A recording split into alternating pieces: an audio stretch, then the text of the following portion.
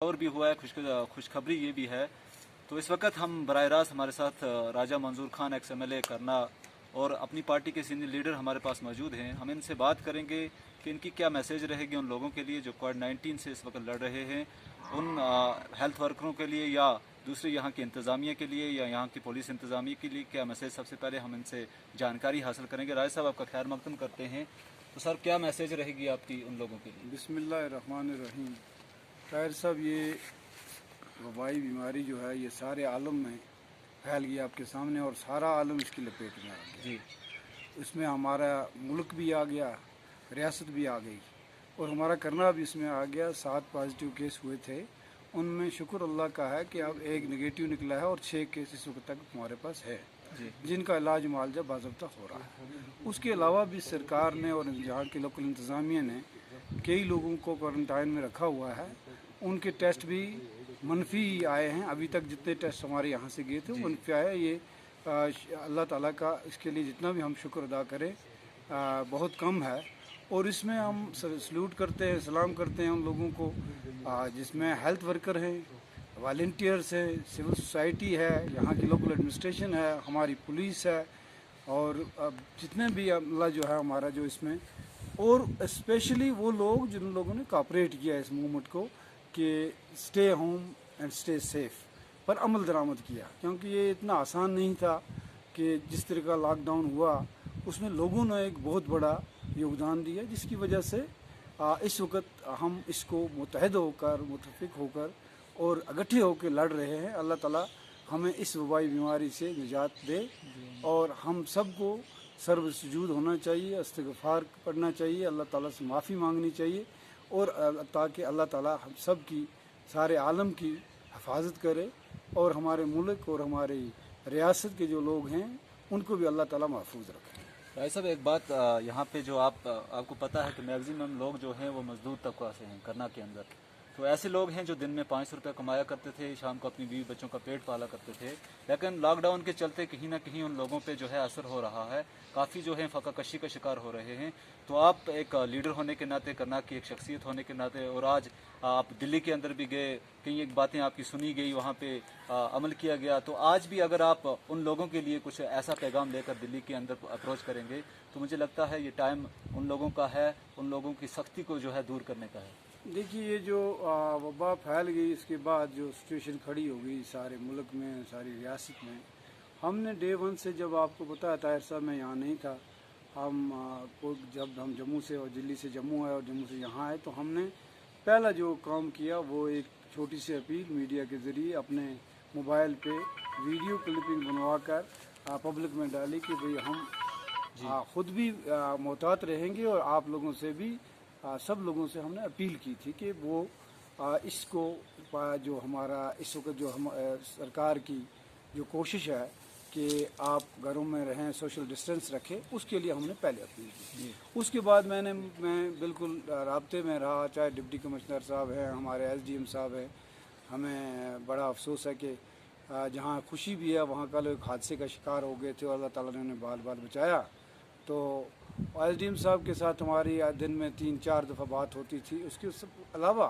हमने सरकार से, यहाँ से गवर्नर साहब तक और ऊपर दिल्ली तक बात की और हमने पहले ही मांग की थी कि जो लोग दिन के को कमाते हैं और शाम को खाते हैं, ऐसे बहुत से लोग हैं जो इस वक्त मुश्किलात में हैं। उसी तनाज़ुर में अभी जो कोई चीज़ें, कोई वेलफेयर फार्म ने भी काम किया, कुछ और लोगों ने भी किया, यहाँ पुलिस ने भी कुछ काम किया और आइडेंटिफाई की कुछ फैमिलियाँ। इसके अलावा आपने सुना होगा, हमने शारबीन पर पिछले ही दिनों दिया था, मांग की थी, पहले भी मांग की थी। उसके बाद जब गवर्नमेंट ने आर्डर किया तो फ्री राशन जो है वो BPL फैमिलीज़ को मिलना अब शुरू हो गया है। मेरी इतला के मुताबिक आज हमारे स्टोर से वो फ्री राशन जो है वो दिया जा रहा है। गो कि हमने इनको ये कहा था, मुझे इसकी खबर पूरी नहीं है कि आया Z जोन में उन्होंने, जैसे हमने इनसे मांग की थी कि वो डिलीवरी जो है होम डिलीवरी करें, आया Z जोन में उन्होंने होम डिलीवरी की है या नहीं। लेकिन ये बफर जोन जिसमें आप बैठे हैं, इस जोन में उन्होंने आज से फ्री राशन जो है BPL को देना शुरू किया। ये भी एक छोटी मोटी मदद है गरीब आदमी के लिए, ताकि क्योंकि पेट सब लोगों का होता है और सब लोगों की ये ज़रूरियात है। हमने ये भी मांग की थी मरकज़ी सरकार से और रियासती सरकार से कि जो लोग दिन को कमाते हैं और शाम को खाते हैं, जो चूँकि वो कोई कमाई नहीं कर सकते हैं, उनका अयाल कहीं फाका कशी का शिकार ना हो जाए, उनको एक बराह रास्त स्कीम के तहत उनके अकाउंट में पैसा भेजा जाए। और हमें ये भी बताया गया कि कोई मोदी साहब की जो स्कीम है उसमें ये हमने एतराज़ किया था कि वो स्कीम में बहुत लोगों ने अपने अकाउंट नहीं खोले हैं, या वो उस वक्त उनको पता ही नहीं रहा है, बहुत से लोगों को अवेयरनेस नहीं थी। हम ये चाहते हैं और डिमांड करते हैं मरकज़ी सरकार से और अपनी रियासती सरकार से, गवर्नर इंतज़ामिया से, कि वो इस निस्बत आइडेंटिफाई करने के बाद उनके अकाउंट में बराह रास्त पैसा भेजें ताकि वो गरीब लोग जो है वो मुश्किल का शिकार ना हो। जी। तो राय साहब, आपसे एक सवाल और जानना चाहेंगे कि अभी खबर हमने सुनी कि 4% कोई रिजर्वेशन की बात है, तो इस हवाले से आपका क्या रद्द-ए-अमल है? देखिए, ये रिजर्वेशन जो है ये एक लंबी जंग थी। आपको पता है कि 40-45 साल से पहाड़ी तहरीक चलती है, इसमें कई मरहले आए, कई चीज़ें चलती रही, और हम बड़े मशकूर हैं उस वक़्त की सरकार के, उस वक़्त की चीफ मिनिस्टर के, और उस वक़्त के जो वज़ीर कानून थे अब्दुल्ला खान उनके, और वज़ीर जो समाजी बहबूद थे जनाब सजाद लोन साहब के, और अपने दोनों अरकान असम्बली, चाहे मेंबर असम्बलीज थे या MLCs थे, उन सब का, क्योंकि यूनानिमसली बिल पास हुई और 3% उस वक्त हुआ था, एक बिल पास चल के चली। फिर इसमें कुछ पेचीदगियाँ हो गई, उसके बाद हमने फिर अप्रोच किया, सारे सेक्शंस ने किया, बहुत से लोग इस पर काम कर रहे थे। तो अल्हम्दुलिल्लाह जो 4% का रिजर्वेशन निकली है, पहाड़ी लोगों के लिए रिजर्वेशन निकली है, वो उसका हम वेलकम करते हैं और शुक्रिया अदा करते हैं मरकज़ी सरकार का भी और रियासती सरकार का, गवर्नर साहब का, और बिलखसूस चीफ सेक्रेटरी जम्मू कश्मीर के सुब्रमण्यम साहब का, कि उन्होंने अपनी ज़ाती तवज्जो देकर इस नोटिफिकेशन को आज उन्होंने इशू कर दिया है, जो पहाड़ी लोगों के लिए, पहाड़ी पढ़े लिखे लोगों के लिए, बच्चों के लिए, स्टूडेंट्स के लिए, चाहे एम्प्लॉयमेंट में है, एक मान लीजिए एक हमें एक रिलीफ मिल गया। और आज पहली बार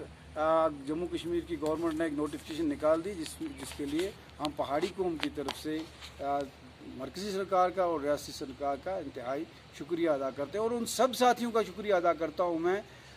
जिन लोगों ने हमें इस काम में, इस मिशन में हमारा साथ दिया, चाहे असम्बली मेंबर थे या मिनिस्टर थे या गवर्नमेंट थी या बाकी लोग थे इसमें,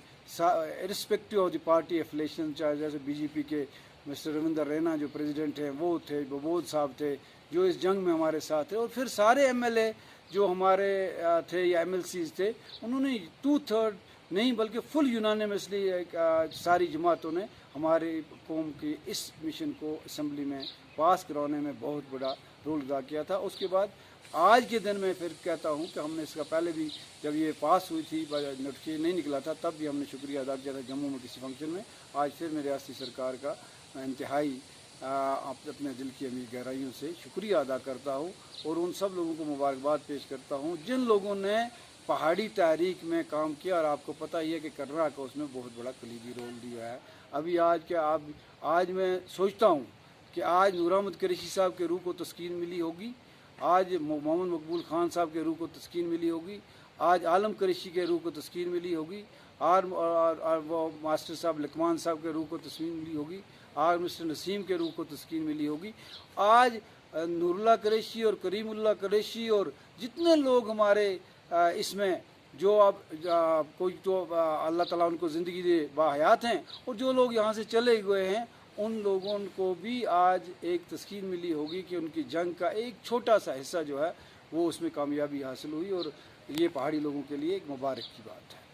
आखिर पर राय साहब आपसे यही जानना चाहेंगे कि ऐसे लोगों के लिए क्या मैसेज रहेगी जो इस वक्त गूंज रहे हैं कोविड-19 से?